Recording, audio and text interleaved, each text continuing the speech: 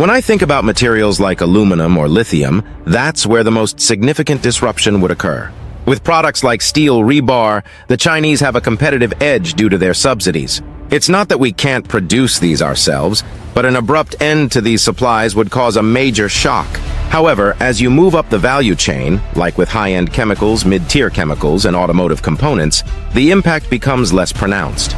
The Chinese produce these at scale, but not necessarily with high quality or competitive pricing, so I'm less concerned about those. The building blocks are my main worry. In a free market, industries would naturally move to regions with the cheapest energy and production costs.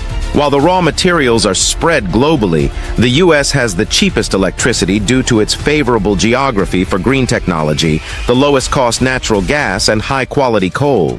If left to market forces, much of this industry would eventually return to the U.S., but the transition could be jarring. I believe that every day China remains stable is a chance for us to prepare for when those supply lines end. We're already seeing some low-end manufacturing return to the U.S., particularly along the Gulf Coast, where cheap electricity, established industrial capacity, and more lenient environmental regulations offer opportunities. When I discuss these issues with India, I emphasize that they won't and shouldn't aim to be the next China. China's strength lies in its dictatorial government that enforces uniformity and a subsidy system that, while inefficient, directs capital to keep the population content. India operates differently, where capital has real value and loans are made with a focus on returns, leading to a more efficient system. Applying the Chinese model in India would likely lead to rapid industrialization followed by a collapse, which India is smart enough to avoid. However, India has its own challenges, such as its regional diversity, fragmented economic systems, and corruption. These factors complicate integration and policy making, but they also allow for learning across regions, as seen in the Bangalore corridor. Regarding population, China's data has been unreliable, but recent insights suggest that India likely surpassed China's population about 15 years ago.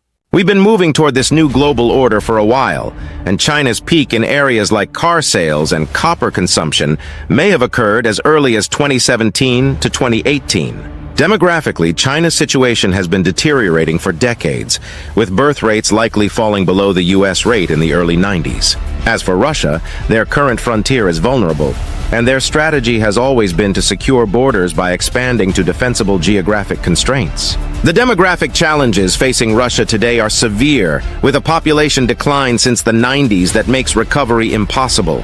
Their current young men are likely their last deployable forces. The timing of their military actions, such as the invasion of Ukraine, aligns with the urgency of this demographic decline. Russia can sustain its military efforts for another 5 to 9 years, given its access to supplies from North Korea, Iran, and China. Their use of old Soviet weaponry in innovative ways, such as glide bombs, shows they are adapting to prolong their military capability. However, Crimea remains a strategic vulnerability, with limited supply routes that are increasingly under threat.